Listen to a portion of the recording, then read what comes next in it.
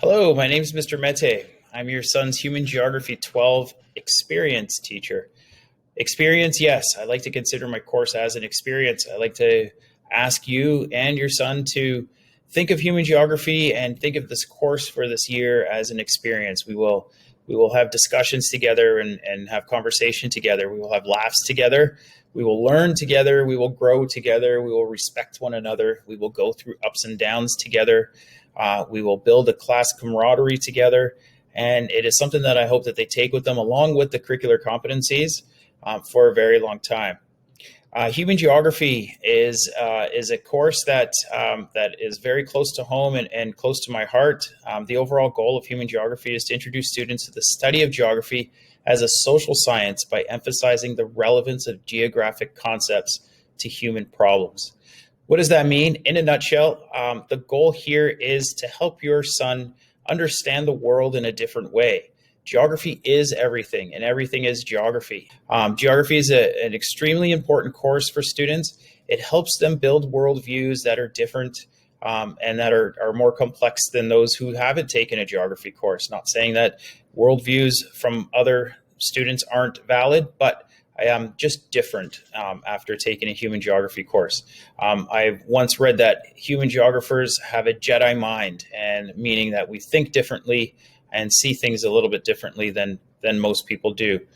So I hope to share my experiences with your sons, and I hope that they really kind of enjoy the concepts and the learning that they will experience throughout the year. And I hope they take Human Geography 12 with them in post-secondary and beyond, and understand that the way that they're learning to see the world through this course will help them in every aspect of life and in every discipline that they decide to study. Some of the course big ideas that are outlined by the ministry are: we will analyze data from a variety of sources, and it allows us to better understand our globally connected world. And so important in today's time to be able to analyze data and understand the significance of the data, and understand that we need to analyze data from different places in order to fully grasp an understanding. We will look at demographic patterns and population distribution and how they're influenced by physical features and natural resources. One of the first things I do is ask my students, what makes living in the Lower Mainland, what makes it different for us than living in a place like Manitoba or Saskatchewan, or where I originally come from, Ontario? Well, we have the oceans and we have the mountains, and we can ski and we can swim in one day. We have a rainy season as opposed to a snowy season. So we adapt to our environment in many different ways, and it's important to understand how you do adapt to your environment. Another big idea is the human activities alter landscapes in a variety of ways. We are blessed to have a variety of mountainscapes and oceans and lakes and rivers around us. How do we work within these landscapes in order to live our lives, and how do we use them to better suit our needs? And lastly, a geographic region can encompass a variety of physical features and or human interactions. So we'll look at regional geography and we'll place ourselves within a region. The course progression will go as follows. Unit 1, we'll look at this is geography. What is geography? This is geography. So this is geography is an introduction to geography. We'll look at mapping. We'll discuss different map projections and how they may have been used to interpret places in a different way. We'll look at the fundamentals of geography, such as latitude and longitude and regions. And we'll start this year with the 5 themes of geography. And we'll do a quick presentation, or students will do a quick presentation on a city that they will choose in the Lower Mainland, and they'll look at it through the lens of the 5 themes of geography. We will then move to population and health, the study of demographics, and we'll probably mix in there with migration. I'll combine those 2 units together. And at this point, it's important for families to discuss their migration patterns and why and how they got to Canada from where they did, if they did migrate to Canada.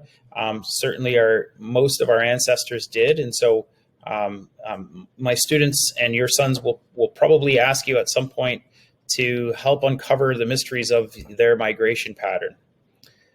Unit 4 is culture, social media, and geography.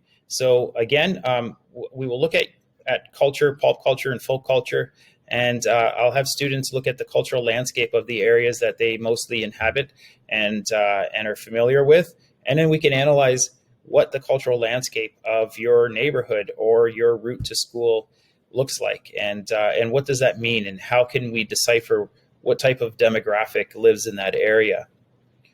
Political organization of space.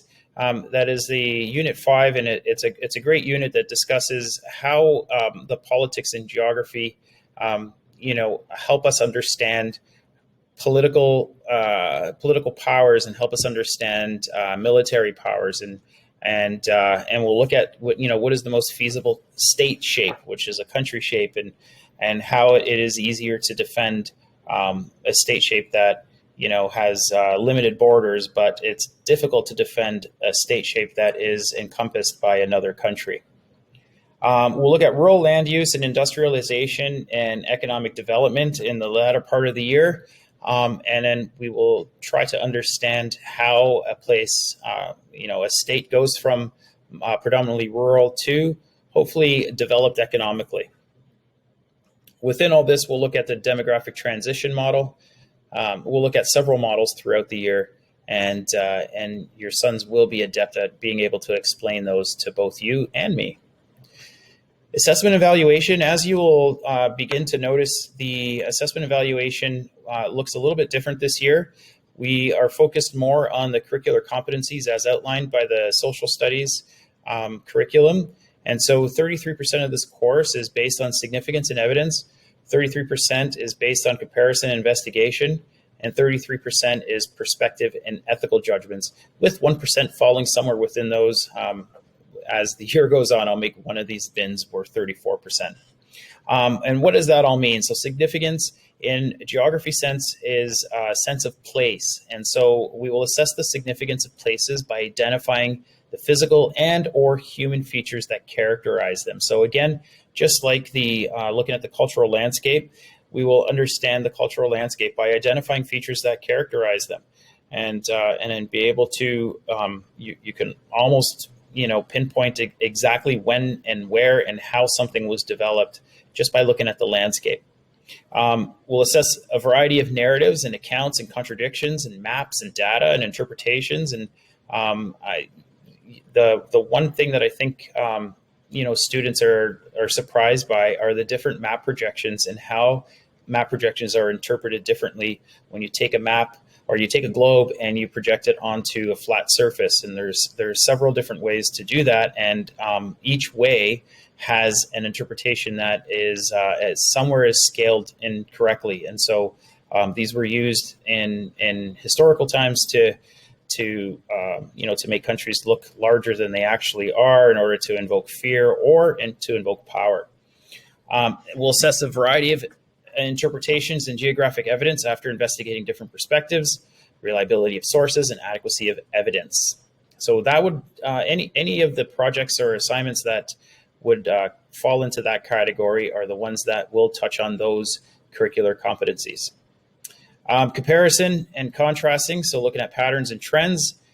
So draw conclusions about a variation and distribution of geographic phenomena over time. Evaluate features or aspects of geographic phenomena or location to explain what makes them worthy of attention or recognition. So being able to investigate a place and being able to compare a place. Perspective and ethical judgments. So perspective in human geography is seen as interactions and associations. And so to identify and assess how human and environment factors and events influence each other. Everything is connected. And so in geography, we want to look at those connections and make ethical judgments and build a perspective. Lastly, ethical judgment, which in the human geography curriculum reads as geographic value. So evaluate how particular geographic actions or events influence human practices or outcomes. So how are we influenced by geographic events and actions? Okay, grading this year will be based on the proficiency scale, as it always is, but this year it'd be more prominent. And as I stated in other course overviews. Proficient is where is the goal, is where we want students to be at. Proficient is complete understanding of the concepts and competencies in relation to the expected learning. So proficient is basically completing everything exactly as asked. Extending is the sophisticated understanding of the concepts and competencies in relation to the expected learning. It is expected that extending is a is a mid-year to late year goal, because being sophisticated in understanding of concepts means that you're able to put these concepts that we've learned throughout the course of the year together and have a different understanding of it, a Jedi understanding. We have a few textbooks. One that the students have, The Cultural Landscape, An Introduction to Human Geography. They should have picked that up from the book room at this point. And then textbooks and resources that I use in class, I will either get permission to photocopy and share parts of chapters with them. And one of them is Human Geography, People, Place, and Culture, and various journals and video series and TED Talks and the whole gamut. Again, the teacher-student expectations. So we'll use the common assessment practices developed by Vancouver College in the 2019-2020 school year, and everything from punctuality, preparation, participation, and teamwork, respect, and smartphones. Put them away, put the phones away. They're super distracting. Responsibility, so absences. So if it's possible, please notify your teacher before, and specifically during, if it's a sport commitment. And then the goal is to submit assigned work prior to being absent. During a test, or if we have a test or a major assignment due, it is expected that classwork will be due at the beginning of the class. And if for whatever reason a test or major evaluation is missed, your son, is expected to make it up the next available class. So for clarification of these, please see the VC assessment policy in your student handbook or on the website. I think it's something that's important for us to understand fully. And as always, and last but not least, parent communication. Please, I would welcome any email from parents. If you have any questions about the progression of the course, if you have any questions about course content, or if you have any questions about your son, or if you have any comments, please feel free. The door is always open for communication. I will go back up to my email address, which is mail.vc.bc.ca. And of course, if you would like to contact me via phone, I'm more than happy to share that with you as well. I hope you had a great day. I'm glad that I got to spend the last 14 minutes. Holy smokes. I'm sorry, people, 14 minutes. Enjoy the rest of your night.